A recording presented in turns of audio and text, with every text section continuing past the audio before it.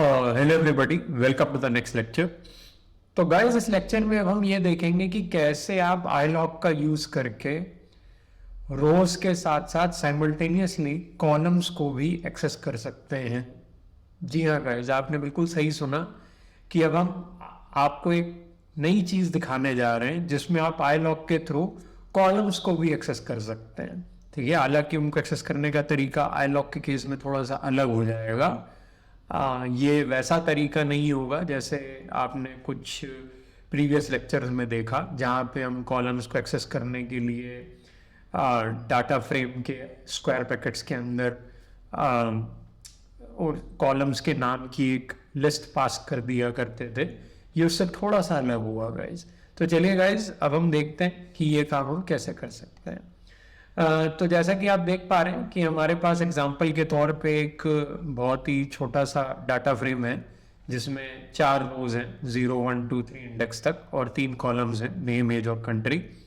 और गाइस, अब मैं आपको ये दिखाऊंगा कि कैसे हम iLog का यूज करके रोज एज वेल एज कॉलम्स एक साथ साइमल्टेनियसली फेच कर सकते हैं एक डेटा फ्रेम के अंदर से। ठीक है, तो गाइज मैं क्या करने वाला हूँ कि मैं 0 इंडेक्स और 3 इंडेक्स वाली row as well as name and country वाले कॉलम को फेच करने जा रहा हूँ अपने इस डेटा फ्रेम के अंदर से। और गाइज, जैसा कि आपको पता है कि फेच करने के बाद जो नई चीज़ भी हमें मिलेगी वो भी एक डेटा फ्रेम ही होगी, यानी कि वो सारे काम जो आप इस डेटा फ्रेम के ऊपर कर सकते हैं वो सारे के सारे सेम काम आप उस एक छोटे से डेटा फ्रेम के ऊपर भी परफॉर्म कर सकते हैं। तो चलिए गाइस, देखते हैं कि ये काम कैसे होगा। बहुत आसान है, ज़्यादा दिमाग नहीं लगाना है।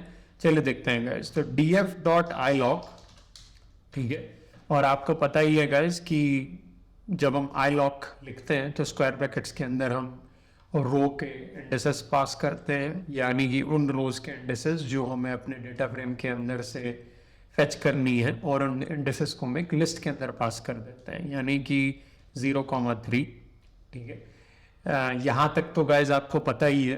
ठीक है, लेकिन अब जो एक नई चीज़ आप देखने वाले हैं गाइज कि हम क्या करेंगे, हम इस स्क्वायर ब्रैकेट के अंदर बेसिकली कॉलम्स के भी इंडेसेस पास करेंगे। जी हाँ गाइज, आप बिल्कुल सही सुन रहे हैं और ये नई बात सुन रहे हैं कि कॉलम्स के भी इंडेसेस होते हैं। लेकिन गाइज, आप कहेंगे यहाँ पे तो इस डेटा फ्रेम के अंदर मुझे कॉलम्स के तो कोई इंडेक्स नजर नहीं आ रहे, रोज के इंडेक्स तो आ रहे हैं 0 1 2 3, लेकिन कॉलम्स के इंडेक्स तो है ही नहीं इसके अंदर। तो कॉलम्स के इंडेक्स कैसे आ जाएंगे? तो गाइज, यहाँ पे मैं एक कंपैरिजन के थ्रू आपको ये बात समझाना चाहूँगा कि कॉलम्स के भी इंडेसेस हैं लेकिन हमें नज़र नहीं आ रहे। ये बिल्कुल उस तरीके की सिचुएशन है जैसे कि लिस्ट के अंदर हमारे पास बहुत सारे एलिमेंट्स होते हैं, उनमें से हर एलिमेंट का एक इंडेक्स होता है जो कि इंटीजर इंडेक्स होता है, लेकिन वो बात अलग है कि वो लिस्ट पर भी कहीं नज़र नहीं आता है। जो एक्सट्रीम लेफ्ट मोस्ट एलिमेंट होता है एक लिस्ट का, उसका इंडेक्स 0 होता है। और गैस, जैसे जैसे आप लिस्ट में फिर राइट हैंड साइड की तरफ बढ़ते चले जाते हैं, जो इंडेक्स है वो एक एक करके इंक्रीमेंट होता चला जाता है और हर एलिमेंट को एक इंक्रीमेंटेड इंडेक्स मिलता चला जाता है। तो सेम सिचुएशन यहाँ पे भी है गाइज कि हमें इंडेक्स नज़र तो नहीं आ रहे हैं, लेकिन एक पैंडास डेटा फ्रेम ऑटोमेटिकली जो कॉलम्स की इंडेक्सिंग है वो starting from left most column to extremely right most column increasing order में करता चला जाता है, एक इंक्रीमेंटल वे में करता चला जाता है, where the index of every column is incremented by 1 as you go from left to right. तो गाइस, इसका मतलब ये है कि नेम वाला जो कॉलम है उसका बाय डिफॉल्ट इंडेक्स 0 है, एज वाले कॉलम का बाय डिफॉल्ट इंडेक्स 1 है, और कंट्री वाले कॉलम का बाय डिफॉल्ट जो इंडेक्स है वो 2 है। अब आपको गाइस कुछ नहीं करना है, इसके अंदर एक और लिस्ट पास करनी है और उसके अंदर आपको जिन जिन कॉलम्स को फेच करना चाहते हैं आप उनके इंडेक्स पास कर दीजिए। तो गाइस 0,2 में पास कर रहा हूँ, लेकिन अब आपको एक छोटी सी चीज इसके अंदर वो ये करनी है कि जो आपने रो के इंडेसेस की लिस्ट पास करी है और कॉलम्स के इंडेसेस की लिस्ट पास करी है, इन दोनों लिस्ट के बीच में आपको एक कॉमा लगाना है गाइस। तो इससे क्या होगा कि कॉमा लगाने से रो के इंडेसेस की लिस्ट बिल्कुल अलग ट्रीट होगी और कॉलम्स के इंडेसेस की लिस्ट बिल्कुल अलग ट्रीट होगी।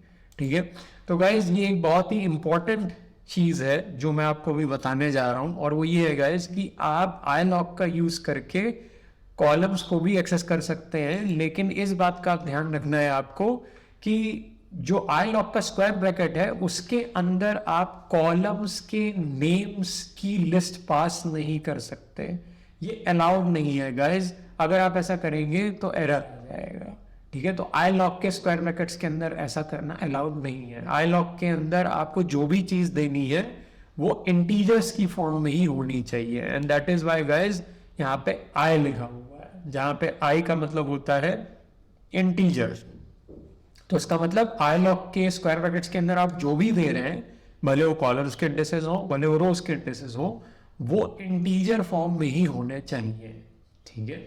और मेक श्योर कि जो रोज और कॉलम्स के इंडिसेस हैं उनके बीच में कॉमा होना चाहिए। अगर आप कॉमा नहीं देंगे गाइस तो एरर आ जाएगा, ठीक है। सो चलिए गाइस अब हम इसको चलाते हैं, और गाइस आप देख सकते हैं कि हमें हमारा एक्सपेक्टेड रिजल्ट मिल गया है।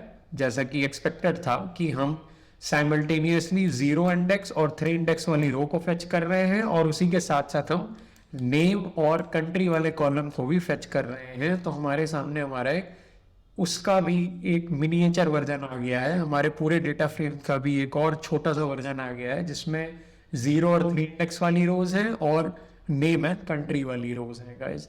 तो इस कॉन्सेप्ट का यूज करके आप रो एज वेल एज कॉलम्स को एक साथ फेच कर सकते हैं आई लॉक का यूज करके, ठीक है। तो गाइज आगे आने वाले लेक्चर्स में हम कुछ और एडवांस्ड वेज भी देखेंगे, कुछ और नए और एडवांस तरीके भी देखेंगे जिससे कि आप अपने डेटा फ्रेम के अंदर की वैल्यूज को फेच कर सकते हैं, ठीक है। That's it for this lecture guys, thank you.